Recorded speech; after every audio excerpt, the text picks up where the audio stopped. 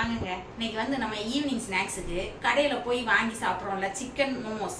அந்த சிக்கன் மோமோஸை இன்னைக்கு வீட்டிலே ஈஸியாக சிம்பிளாக டக்குன்னு செஞ்சிடலாமா? வாங்க. அதுக்கு நம்ம மேல் மாவுக்கு மைதா மாவு எடுத்துருக்கோம் பாருங்கள், 1 கப்பு. இந்த மைதா மாவு எடுத்து அது கூட 2 உப்பும் கொஞ்சம் ஆயிலையும் போட்டு ஃபஸ்ட்டு விரைவி வச்சிடலாங்க. நான் இப்போ 1 கப்பு எடுத்திருக்கேன் மைதா மாவு. அதுக்கு தேவையான அளவு உப்பு, கொஞ்சமாக ஆயில் ஊற்றிக்கிறேன். நம்ம இந்த சப்பாத்தி மாவுக்கெல்லாம் பிரட்டுவோம்ல அந்த மாதிரி விரைவி வச்சுக்கலாங்க. தேவையான அளவு தண்ணி ஊற்றி,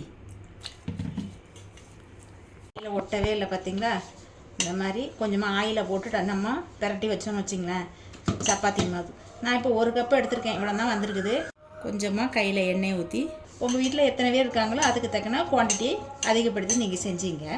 நம்ம இப்போ கடையில் போய் வாங்கி சாப்பிட்றதுக்கு வீட்டில் ஈஸியாக செஞ்சிடலாங்க. நல்லா ஹெல்த்தியாகவும் பிள்ளைகளுக்கு செஞ்சு கொடுக்கலாம். லைட்டாக மேலே அப்ளை பண்ணிவிட்டு மூடி வச்சிடலாங்க. இது ஒரு வாரமாக இருக்கட்டும். அதுக்கெல்லாம் நம்ம சிக்கன் இதுக்கு உள்ளே வைக்கக்கூடிய உள்ளேற ரெடி பண்ணிடலாம். சரியா? வாங்க.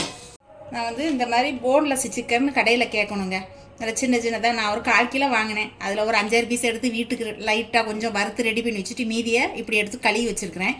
இதை நம்ம ஃபஸ்ட்டு இப்போ மிக்சியில் போட்டு நல்லா அரைச்சி எடுத்துடலாம். ஃபஸ்ட்டு இதை வந்து நம்ம மிக்சி ஜாரில் போட்டு நல்லா அரைச்சி எடுத்துகிட்டு வந்துடலாம். நல்லா நைஸாக பாருங்கள், அரைச்சதை இந்த மாதிரி நைஸாக இருக்குது பாருங்கள். இப்படி தான் அரைக்கணும். இதை நம்ம இப்போ ஒரு பவுலில் மாற்றிடலாம். இது நம்ம வெங்காயம் ஒன்று வெட்டிக்கலாங்க. நல்ல குட்டி குட்டியாக பொடிசாக வெட்டணும். பாருங்க, இந்த வெங்காயம் நல்ல பெரிய முரட்டு வெங்காயமாக இருக்குது. இந்த பாதி நமக்கு போதும்.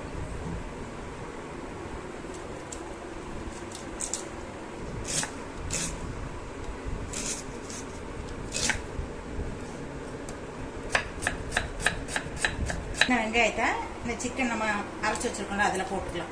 2 பச்சை மிளகாய் எடுத்திருக்கேன். இதையும் நல்லா குட்டி குட்டியாக வெட்டிக்கலாம். இப்போ இதையும் இதில் போட்டுக்கலாம். கொஞ்சமாக மல்லியில் எடுத்திருக்கேன். இதையும் குட்டி குட்டியாக வெட்டிக்கலாம்.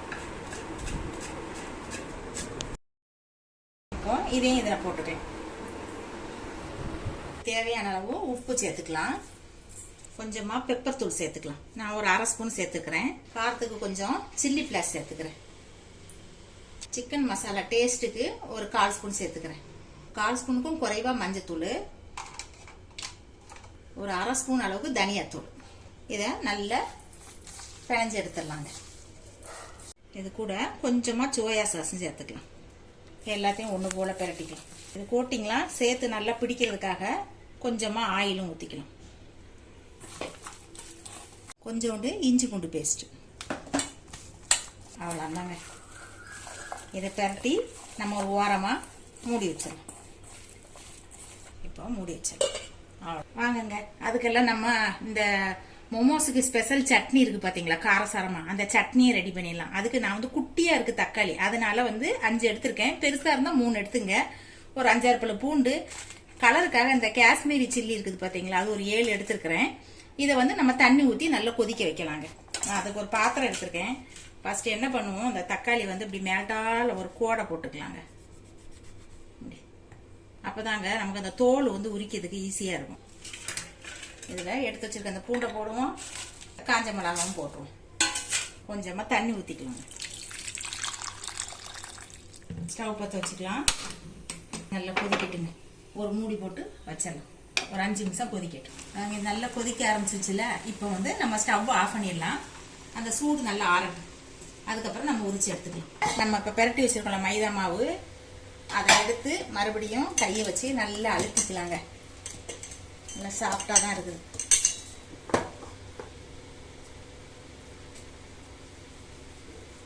உங்களுக்கு எந்த அளவுக்கு தேவையோ அந்த அளவுக்கு உருட்டி எடுத்துங்க. நான் இந்த மாதிரி சின்ன சைஸாக எடுத்துக்கிறேன்.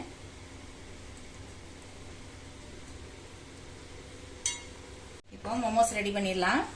உருட்டி வச்சிருக்க இதை எடுத்து லைட்டாக இந்த மாதிரி மைதா மாவு எடுத்து அதில் டிப் பண்ணிங்க. நம்ம இந்த பூரிக்கு சப்பாத்திக்கெலாம் திரட்டோம்ல அந்த மாதிரி திரட்டிங்க. எந்த அளவு தேவையோ அந்த அளவுக்கு திரட்டிங்க. இந்த அளவுக்கு தின்னாக இருக்கணும், இந்த அளவுக்கு இருக்கணும்.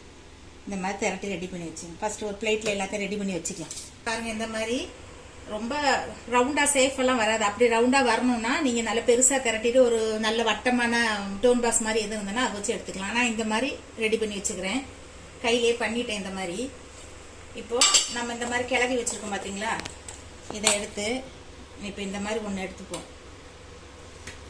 எடுத்து உள்ள வைக்கக்கூடிய லேயரை உங்களுக்கு எவ்வளோ வைக்கணுமோ அந்த லேயரை இப்படி வச்சுங்க. வச்சுட்டு இப்படி கையால் ஃபஸ்ட்டு இப்போ ஒரு இப்படி பண்ணிங்க. நமக்கு எவ்வளோ ஷேப் எப்படி பண்ண முடியுமோ அந்த மாதிரி பண்ணிக்கலாம். பாருங்க, எனக்கு தெரிஞ்ச ஒரு லேயரில் இந்த மாதிரி நான் ஷேப்பாக போட்டிருக்கேங்க. நல்ல ஷேப்பெல்லாம் வராது. நம்ம வீட்டில் செய்கிறது ஹோம்மேட் பார்த்தீங்களா, கடையில் அவங்க அச்சு அதுக்கு நல்லா படிச்சுட்டு வந்திருப்பாங்க. நம்ம பின்ன வீட்டில் பிள்ளைகளுக்கு வந்து எந்த கலப்படம் இல்லாமல் ஹெல்த்தாக கொடுக்கணுங்கிறதுக்காக இந்த மாதிரி ரெடி பண்ணியிருக்கோம். இதை இப்போ நம்ம இட்லி பாத்திரத்தில் வச்சு வேக வச்சு எடுத்துடலாங்க. வாங்க, ஆன் பண்ணிட்டு இட்லி பாத்திரத்தில் கொஞ்சம் தண்ணி வச்சுட்டு வச்சிடலாம். தண்ணி கொஞ்சம் கொதிக்கட்டு, அதில் ஆயில் ஊற்றி அப்ளை பண்ணிக்கலாம் ஒட்டாமல். தண்ணி நல்லா கொதிக்குது, இதை வச்சிடலாம். நான் எல்லாம் ஒரே தட்டிலே வச்சுட்டேன், மூடி வச்சேன். கரெக்டாக 10 நிமிஷம் வெந்துடும். அதுக்கெல்லாம் நம்ம சட்னியும் பார்த்துடலாங்க. பாருங்க, இப்போ இதோட ஸ்கின்னை நம்ம ரிமூவ் பண்ணி எடுத்துடலாமா. தோலெல்லாம் உரிச்சு எடுத்துடலாம். நம்ம இப்படி கீரி போட்டிருக்கனால தோல் வந்து டக்குன்னு நமக்கு ஈஸியாக உறிஞ்சு வந்துடும். பாருங்க, நம்ம ஸ்கின் எல்லாம் ரிமூவ் பண்ணி வச்சிருக்கோம். இப்போ ஒரு மிக்ஸி ஜார் எடுத்துக்கங்க. அந்த காஞ்ச மிளகாலாம் நல்லா நீட்டாக இருக்குது, அதனால இப்படி ஒரு சிசரை வச்சு கட் பண்ணி போட்டுக்கலாங்க. அது வந்து நல்லா ஊறி போய் காஷ்மீரி சில்லி பார்த்தீங்களா நல்லா முரண்டாயிடுச்சு. நல்லா கலர்ஃபுல்லான சட்னி கிடைக்கும் இந்த மாதிரி நம்ம காஷ்மீரி சில்லி போட்டோம்னா. இது இல்லைன்னா பவுடர் சில்லி பவுடர் கூட போட்டுக்கலாம். இப்போ இந்த தக்காளி எல்லாம் போட்டுக்கலாம். தேவையான அளவு உப்பு போட்டுக்கலாம். கொஞ்சமா சர்க்கரை போட்டுக்கலாம். அவ்வளோதாங்க, அரைச்சிட்டு பாருங்க. பார்க்கவே அப்படியே நல்லா கலர்ஃபுல்லாக இருக்குது பாருங்க. இதை நம்ம தாளிக்கணும்னா தாளிச்சிக்கலாம், இல்லை இப்படியே வச்சு சாப்பிட்னாலும் சாப்பிட்டுக்கலாம். நமக்கு இப்படியே வச்சு சாப்பிட்டாலும் நல்லா தான் இருக்கும். அதனால நான் தாளிக்கல. உங்களுக்கு வேணும்னா நீங்கள் இதில் ஒரு தாளிப்பு ரெடி பண்ணி சும்மா லைட்டாக கடுகு போட்டோ இல்லை சின்ன வெங்காயம் லைட்டாக பொரிச்சு போட்டோ இது தாளிச்சிக்கலாம். இப்போ நம்ம இட்லி பாத்திரத்தில் வேக வச்ச மோமோஸ் ரெடியாக இருக்கான்னு பார்ப்போம் வாங்க. நல்லா வெந்துருச்சுங்க. ஸ்டவ் ஆஃப் பண்ணிடலாம்.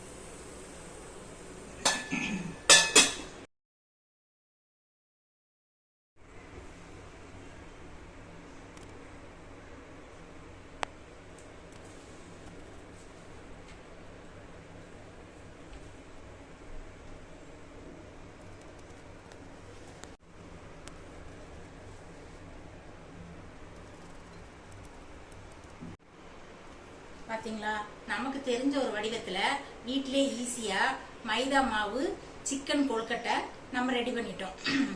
இது வந்து கொழுக்கட்டை தான் ஆதி காலத்துலலாம் சொல்லுவாங்க. இப்போ வந்து கடையில் விற்கிறதுனால அது சிக்கன்லாம் வச்சு இங்கிலீஷில் மோமோஸ் அப்படின்னு சைனீஸ் பேர்லாம் வச்சு நம்ம சொல்லிட்டு இருக்கோம். இதுதானே இப்போ பிள்ளைகளுக்கெல்லாம் பிடிக்குது. நம்மளும் வீட்டில் இதே மாதிரி ஈஸியாக செஞ்சு ட்ரை பண்ணுங்க. ஓகேவா? சப்ஸ்கிரைப் பண்ணுங்க, லைக் பண்ணுங்க, ஷேர் பண்ணுங்க.